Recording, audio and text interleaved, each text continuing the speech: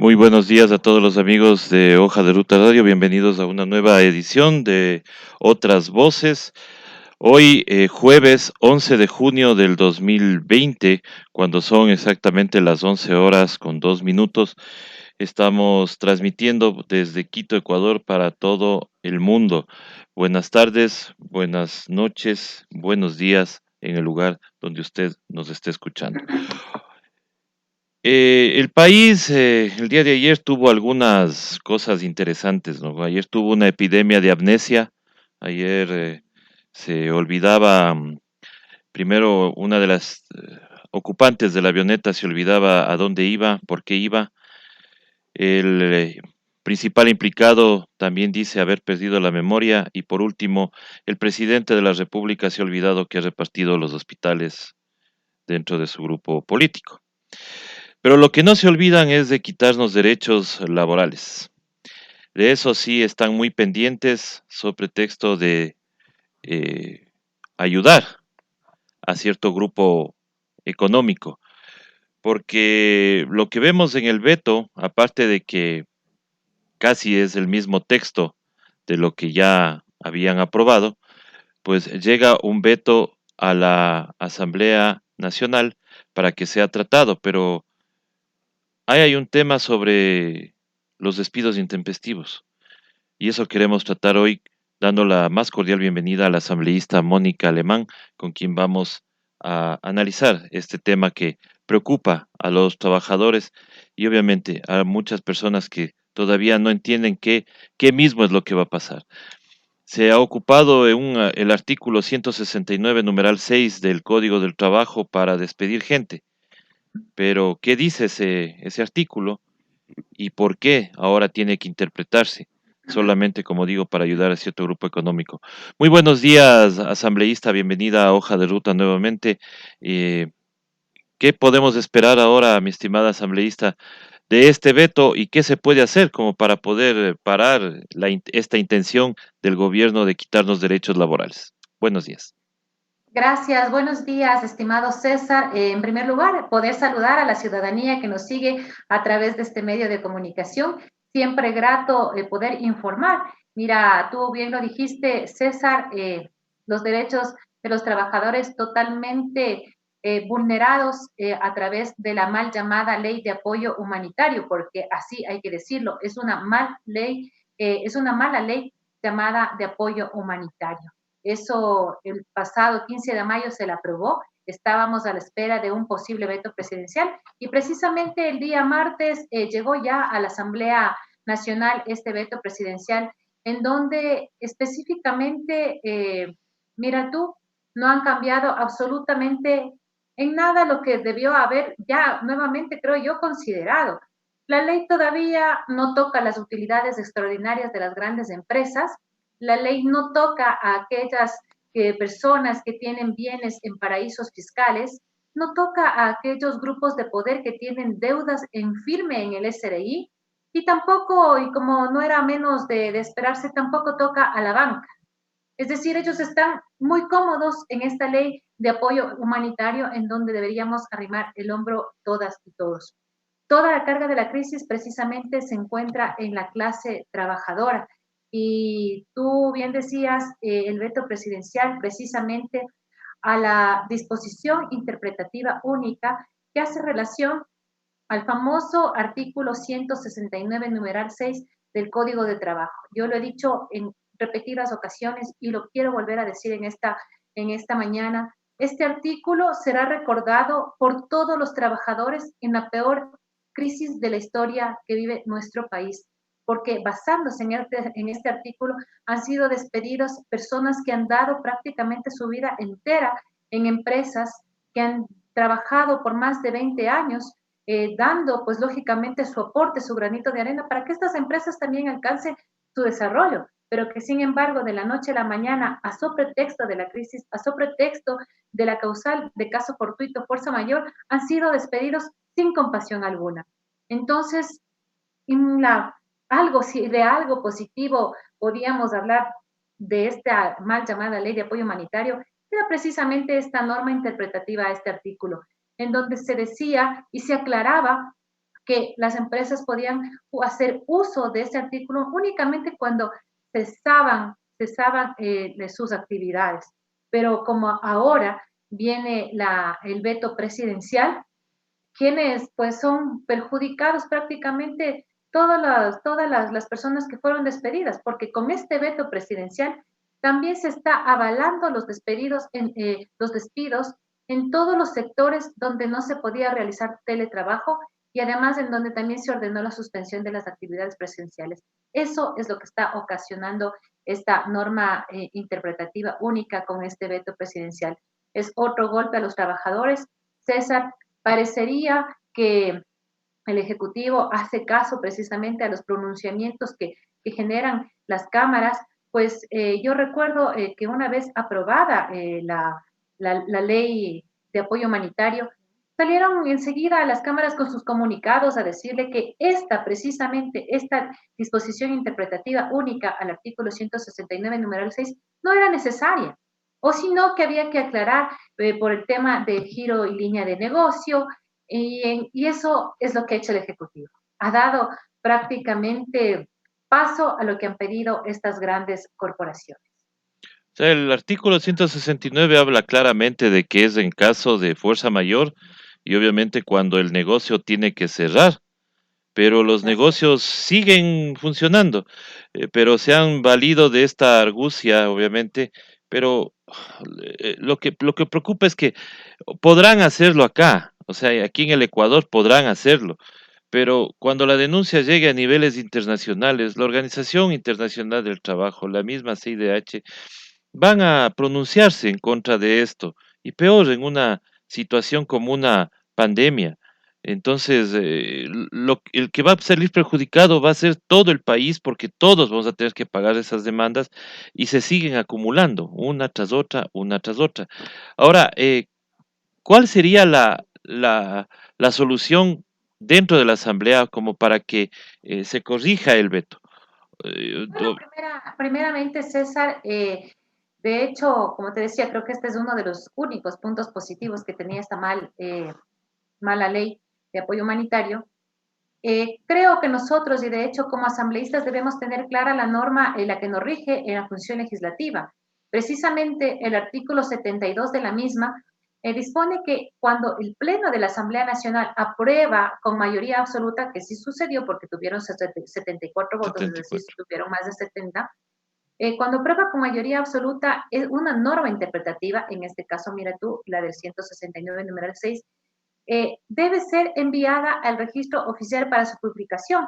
Y esto en concordancia a lo que dice el artículo 120 de la Constitución en el numeral 6, en donde señala claramente que la Asamblea Nacional tiene la atribución de interpretar las leyes con carácter generalmente de obligatorio, por cuanto al Ejecutivo ni siquiera le corresponde interpretar las leyes, es decir, él no podía haber vetado bajo esta lógica jurídica, no podía haber vetado esta ley, pero que sin embargo lo hizo. Nosotros como asambleístas, como legisladores, debemos hacer respetar la ley, tenemos que también mirar también posibles e incluso pronunciamientos que haya, puede haber algún tema de jurisprudencia, hay que buscar los mecanismos, pero lo que le corresponde a la Asamblea Nacional es ya a quienes, lógicamente, han votado a favor de estas cosas que carga la crisis sobre los trabajadores, ya de ponerse a pensar en el país, de ponerse del lado de la gente, de ponerse del lado de la ciudadanía y dejarse de lado también sus intereses personales, sus intereses partidistas. Y lo que corresponde ahora en la Asamblea Nacional es al veto, es allanarse a lo que dice el Ejecutivo o ratificarse en el texto de la Asamblea Nacional. En este caso, lo único que defendía realmente de esta ley inconstitucional es este punto del artículo 169, numeral 6 del Código de Trabajo. Se necesitan 92 voluntades, no quiero llamarlas votos, se necesitan 92 voluntades para poder ratificarse en el texto. Veamos cómo trabaja el informe también de la comisión. Esperamos que haya totalmente la apertura necesaria para poder brindar los aportes y jurisprudencia respecto a este caso particular, pero que sin embargo ahora estamos dependiendo, como documento César, de la voluntad política de todas las fuerzas que conformamos la Asamblea Nacional. Siempre mirar que estamos del lado de los trabajadores y también creo que es importante resaltar a otras voces que ya están haciendo eco de algunas cosas que dicen que en el veto se han hecho mal. Por ejemplo, las cámaras dicen que esto del 169 está perfecto, para ellos está muy bien. Pero claro, cuando les hablan del contrato especial emergente en el que le dice, en el que como se aprobó la asamblea era para 4 años, en el veto viene para 2 años, uno lógicamente normal y el otro renovable, ahí serían 2 años, eso dicen que está mal.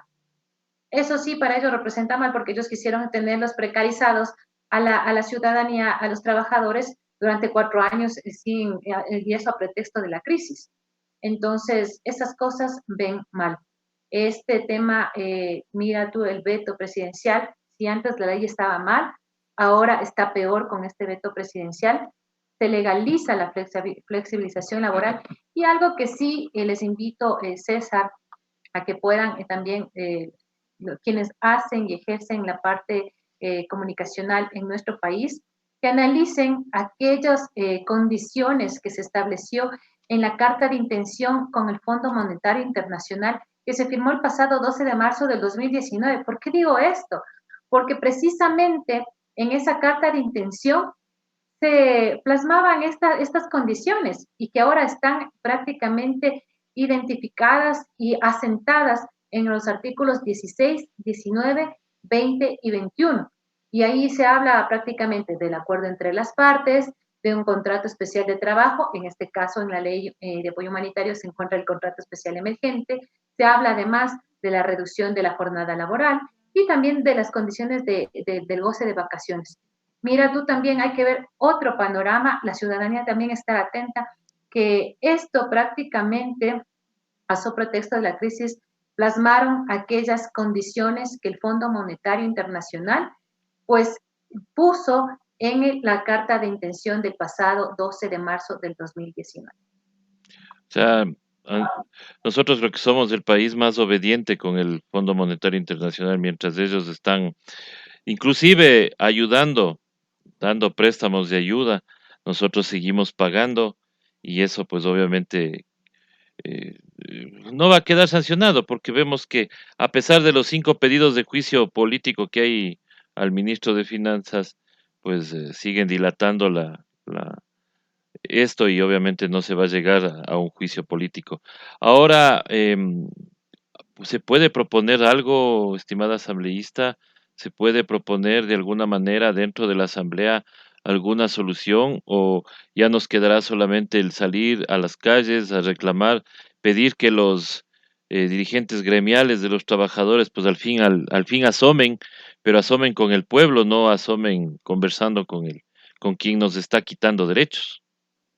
Efectivamente, César, yo creo que es importante mira tú, el estar en una etapa de confinamiento no nos hace tampoco que nosotros estemos callados. Podemos manifestar como derecho constitucional que nosotros tenemos y amparados también el derecho a la protesta y nosotros de una manera muy, muy sabia, muy organizada, muy respetuosa, pero también defendiendo nuestros derechos laborales, ejercer una presión para que los asambleístas puedan también, en el caso del artículo 169, numeral 6, ojalá ratificarse en el texto aprobado. Por el resto de la ley, te soy sincera, ni siquiera responde, es regresiva de derechos, es una ley que tiene inconstitucionalidades, al menos en el ámbito laboral totalmente.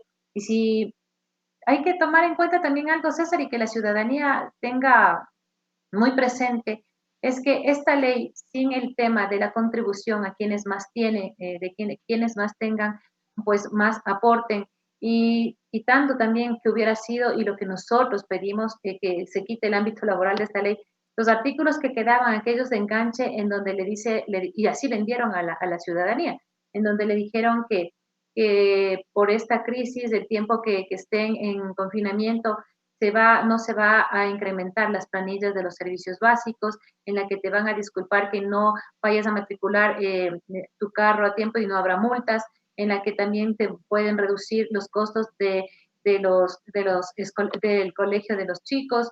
Son cosas que te venden, pero son cosas que también pudieron haberse hecho con acuerdos ministeriales, cosas que pudieron haber hecho a través de decretos ejecutivos, pero que sin embargo, por vender la ley de esta manera a la ciudadanía, a través de engaños, a través de artículos de enganche, pues se aprueban estas cosas en el ámbito laboral, lógicamente perjudicando a la clase trabajadora del país.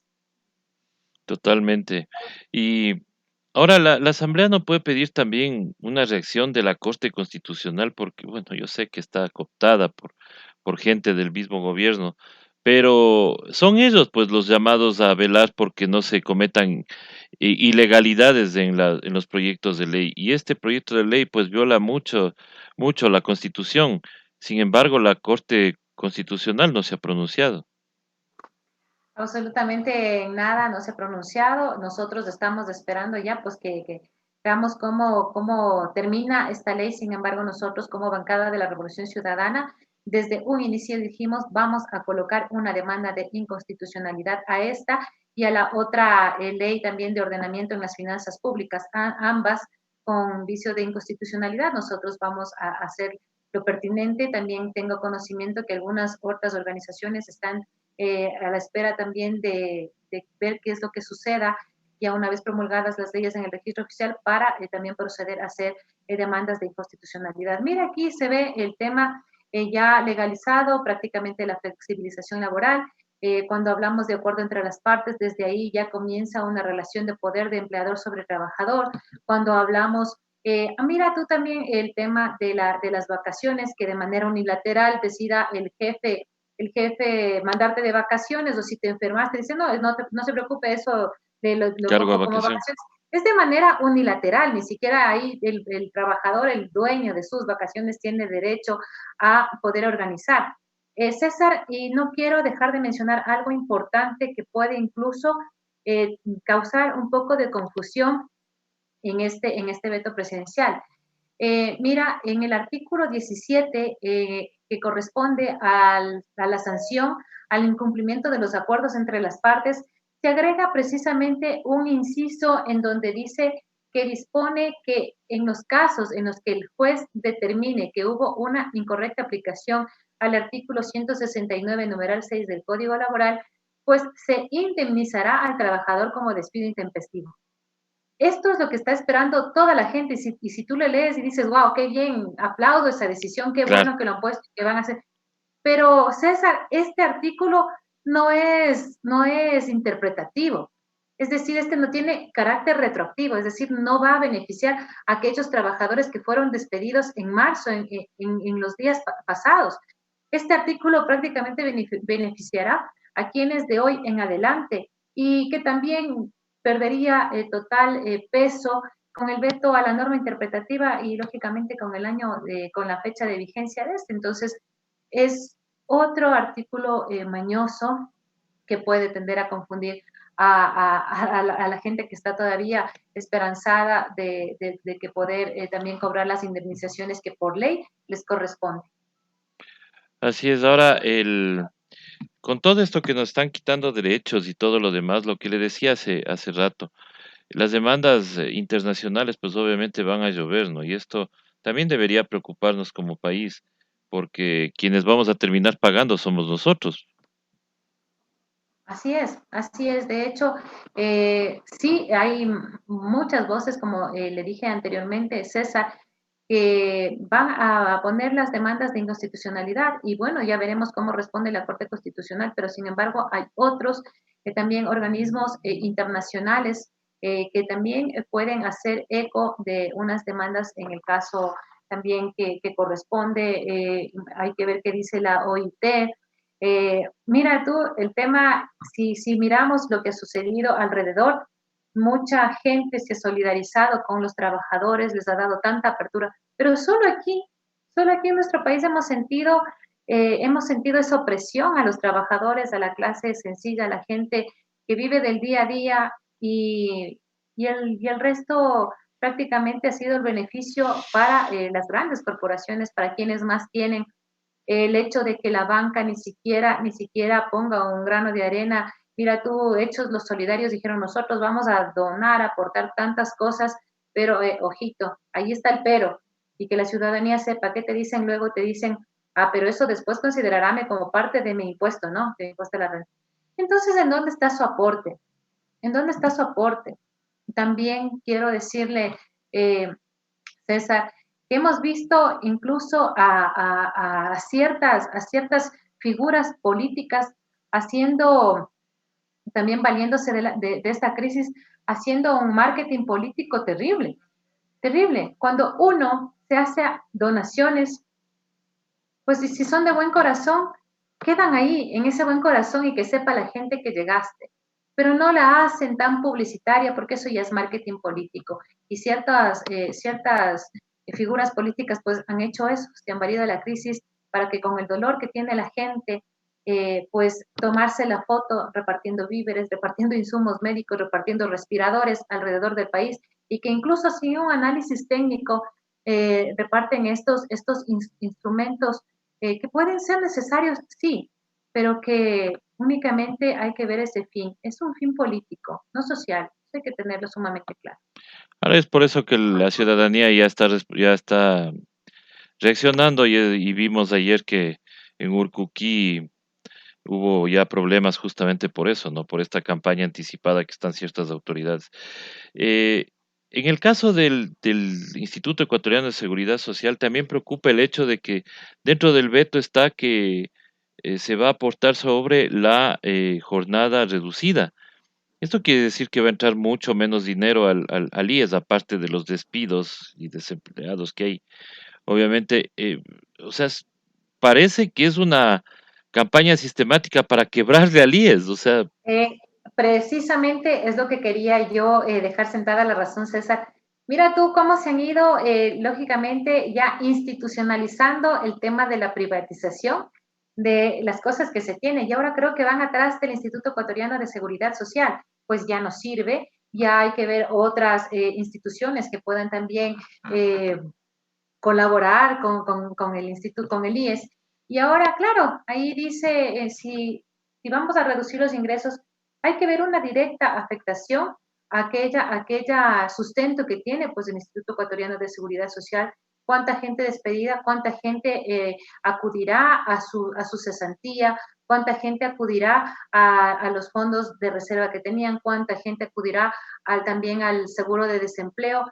Entonces va a quedar el IES totalmente desfinanciado y bueno, ahí sí, dando pie, como bien decías, César, como que ya están preparando la cancha para querer privatizar el IES. Esperemos que no sea así y toda la ciudadanía estar atentos a defender pues lo que a nosotros también nos ha costado, nosotros hemos aportado, para tener ese Instituto Ecuatoriano de Seguridad Social también en beneficio de los trabajadores del país. sí, y obviamente y a algunas declaraciones como las del director, del presidente del directorio, el señor Guates, de que los hospitales del IES pasen a manos privadas, pues hay que recordarle que el IES no es del Estado, sino es de los afiliados. Entonces, Exacto. cuidado con Así es, César. Es importante que por eso la ciudadanía esté pendiente. A veces nos dejamos llevar más de noticias que han llenado de odio a la gente sobre una clase política. Yo creo que aquí hay que recordar a la gente primero cómo estábamos antes y cómo estamos ahora. Eso que la gente lo tenga claro.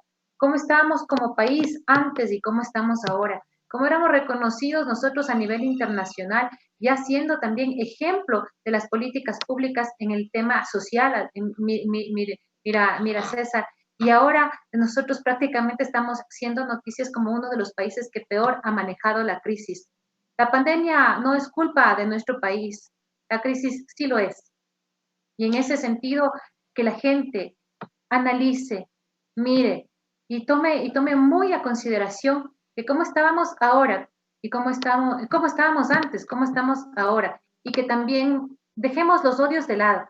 Veamos que sean las cosas que nos unen para que nos fortalezcamos y veamos también que nuestro país poderlo sacar adelante. Ya falta poco para que se acabe este periodo, pero también en miras de lo que viene, nosotros también dejar de lado el odio, mirar más lo que nos une y lo que nos separa. El país, el desarrollo y el poder salir como ecuatorianos, pues creo que son una de las razones muy, muy fuertes para poder unirnos y vencer a ese neoliberalismo. Esperemos que así sea, estimada asambleísta. Queremos agradecerle por haber aceptado esta entrevista aquí con nuestro medio. Obviamente siempre es importante tener todas las voces de todos los personajes de la política ecuatoriana. Le dejo con su mensaje y obviamente hay que reconocer que sí, antes éramos el ejemplo de políticas públicas. Recién nomás tuvimos una reunión virtual con periodistas de Perú y ellos nos decían justamente que en el manejo del fenómeno del Niño, por ejemplo, el Ecuador les daba ejemplo a ellos, valga la Esa redundancia, cátedra. y ahora nos preguntaban, ¿qué nos pasó? Y la verdad es que, ¿qué nos pasó? ¿Qué nos ha pasado que nos hemos quedado tan estáticos? Su mensaje final a la ciudadanía, mi estimada asambleísta. Bueno, gracias César una vez más a Hoja de Ruta por este espacio importante en donde nosotros podemos tener un diálogo directo con la ciudadanía y también podemos dar a conocer las cosas que están pasando, porque hay que tener en cuenta algo, la información es poder. Y por eso nosotros tenemos que estar informados como ciudadanos para ejercer nuestros legítimos derechos que nos ha dado la Constitución. Decirles a los ciudadanos y ciudadanas que estemos pendientes, que estemos también atentos a cómo se están discutiendo las leyes en la Asamblea Nacional, que estemos atentos también para poder dar nuestros aportes propositivos y para defender todo lo que nosotros hemos ganado y en base a las luchas. Decirles también que en este confinamiento, en esta etapa que estamos viviendo de la crisis del COVID-19, que vamos a salir adelante. Ya nos hemos levantado muchas veces y seguramente esta no será la excepción y pronto nos daremos un abrazo. Así es, estimada asambleísta, ya pronto estaremos ya, por ejemplo, en nuestros estudios, ya dándoles la bienvenida siempre a nuestros invitados. Así es. Muchísimas gracias, asambleísta, que pase usted un buen día. Y con nosotros, con las personas que se han conectado, hoy tenemos más entrevistas en la tarde. Recuerden que hoy también tenemos Contracorriente al aire y también Desde Abajo con Carolina Álvarez. Muchísimas gracias y hasta pronto. Gracias.